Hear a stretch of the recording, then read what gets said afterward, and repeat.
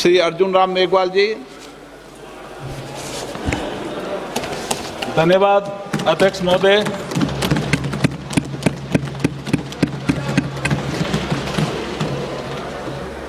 आज आपके माध्यम से इस महान सदन के समक्ष बोलते हुए मुझे गर्व, हर्ष और रोमांच की अनुभूति हो रही है। आज का दिन संसदीय इतिहास के पृष्ठों पर स्वर्णिम अक्षरों से लिखा जाएगा। इसी गरिमा में सदन ने सितंबर 2023 में नारी शक्ति वंदन अधिनियम 2023 को पास कर हमारी मातृशक्ति के लिए लोकसभा और राज्य विधानसभाओं में 33% सीटों के आरक्षण की व्यवस्था की थी और आज उस ऐतिहासिक निर्णय को लागू करने का समय आ गया है। अध्यक्ष महोदय, इतिहास में कुछ अवसर ऐसे आते हैं जो इतना प्रभाव छोड़ जाते हैं कि सदियों तक उनको याद किया जाता है और आज का दिन ऐसा ही पावन दिवस है। अध्यक्ष महोदय, अध्यक्ष जी, हमारे संविधान निर्माताओं ने संविधान के आर्टिकल 368/2 माननीय सदस्य प्लीज, माननीय सदस्य,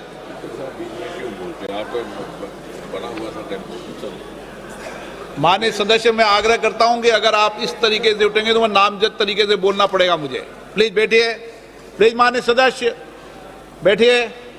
माननीय मंत्री जी महत्वपूर्ण संविधान संशोधन बोल रहे हैं, चलिए बैठिए। विशाल दा पाटिल, विशाल दा पाटिल, क्या तरीका, कई बार समझा दिया आपको।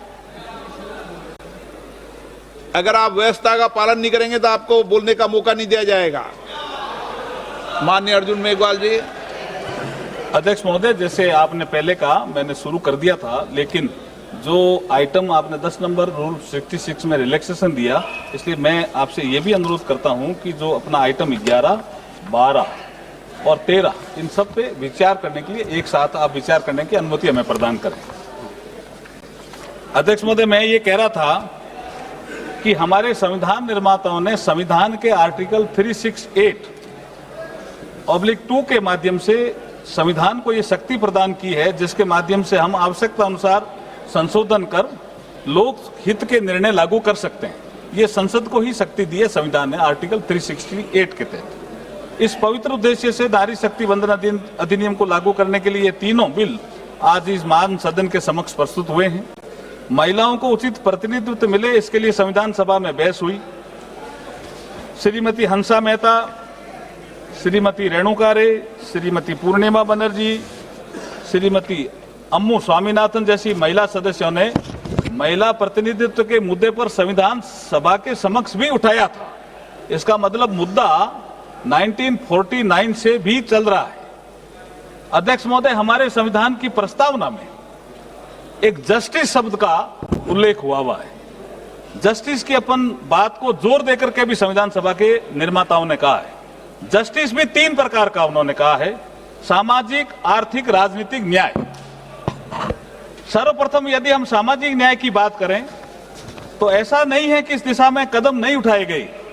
जो भी सरकारें रही उस पर चिंतन हुआ, लेकिन आदरणीय नरेंद्र मोदी जी की सरकार आने के बाद मातृशक्ति के सामाजिक न्याय के लिए अनेक योजनाएं संचालित की गई। वह उनकी स्पीड और स्केल को बढ़ाया गया।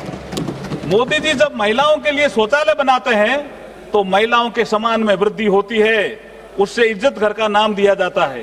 पीएम आवास के माध्यम से जब 69% मालिका हक मातृशक्ति को दिया जाता है तो वो सुरक्षित महसूस करती है।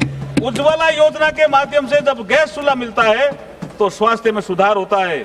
धुएं भरी रसोई से लेकर गरिमापूर्ण जीवन तक, यही हमारा सामाजिक न्याय जिसकी कल्पना कभी बाबा साहब B.R. अम्बेडकर साहब ने की थी कि हमें नागरिकों को, समस्त नागरिकों को सामाजिक न्याय, आर्थिक न्याय, राजनीतिक न्याय देना होगा। प्रधानमंत्री मातृ वंदना योजना के माध्यम से जब गर्भवती महिला को पोषण मिलता है तो आने वाला भविष्य भी संवरता है। मैटरनिटी अवकाश को 12 सप्ताह से बढ़ाकर 26 सप्ताह किया जाता है तो पारिवारिक दायित्वों की पूर्ति का समय मिलता है।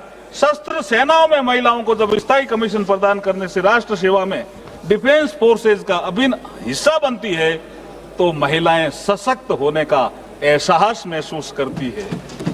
इसी प्रकार हम आर्थिक न्याय की बात करें, मैंने अभी तक सामाजिक न्याय की बात करी, अब मैं आर्थिक न्याय की बात करता हूं। अगर आर्थिक न्याय की बात करें तो योजनाएं पहले भी बनी, लेकिन जब मोदी जी आते हैं 2014 में, तो इन योजनाओं के क्रियान्वयन में और परिणाम में विजिबल चेंज नजर आता है। महिलाओं के लिए जनधन खाते, प्रधानमंत्री मुद्रा योजना, सुकन्या समृद्धि योजना, लखपति दीदी, मुद्रा योजना में तो 60% से ज्यादा महिलाएं आर्थिक रूप से सशक्त और समर्थ बन रही है।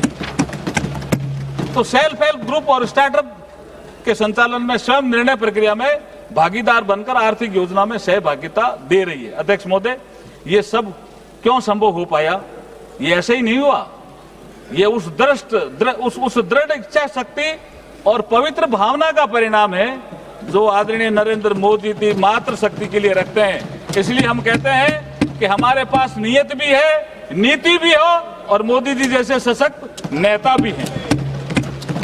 अध्यक्ष महोदय, यदि हम राजनीतिक न्याय की बात करें, अभी मैंने सामाजिक न्याय की बात करी, आर्थिक न्याय की बात करी और राजनीतिक न्याय की बात, ये संविधान का जो हमारा प्रीएम्बल है उसी में उल्लेखित है। अध्यक्ष जी, पहला शब्द ही न्याय है। तो हम राजनीतिक न्याय की बात करें तो सर्वप्रथम हमारे संविधान निर्माता बाबा साहब भीमराव अंबेडकर जी ने महिलाओं को राइट टू वोट का अधिकार दिया। ये राजनीतिक न्याय है सर, जिसे उन्होंने यूनिवर्सल एडल्ट फ्रेंचाइज कहा। महिलाओं को राजनीतिक रूप से सक्रिय भागीदारी की ओर बड़ा कदम बढ़ाया। यूनिवर्सल एडल्ट फ्रेंचाइज को लेकर ऑल इंडिया वुमेन्स कॉन्फ्रेंस जो 1927 में, ये 100 साल का संघर्ष है सर, 1927 में पुणे में आयोजित हुई थी। 1931 तक सभी को वैक्स मताधिकार की मांग की गई थी, जिसे बाबा साहब भीमराव अंबेडकर जी द्वारा भारत के संविधान में साकार रूप दिया गया। राइट टू वोट महिलाओं को। बाबा साहब का कहना था, I quote, I measure the progress of a community by the degree of A progress which women have achieved. अर्थात मैं किसी समाज की प्रगति को महिलाओं की प्रगति से मापता हूं।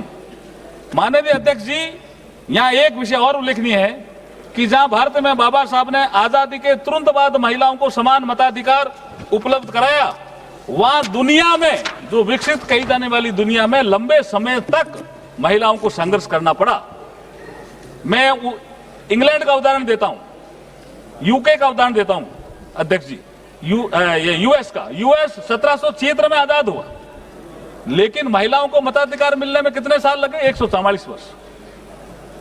और यूनाइटेड किंगडम, इसमें तो 1918 में महिलाओं को मताधिकार दिया, लेकिन लिमिटेड कर दिया कि जो महिलाएं 30 साल से उम्र के अधिक हो या जिनका पति प्रॉपर्टी से संबंधित क्वालिफिकेशन रखता हो, उसको दिया। और उसके 10 साल बाद 1928 में द इक्वल फ्रेंचाइज एक्ट के माध्यम से 21 वर्ष से अधिक आयु की महिलाओं को समान मताधिकार मिला।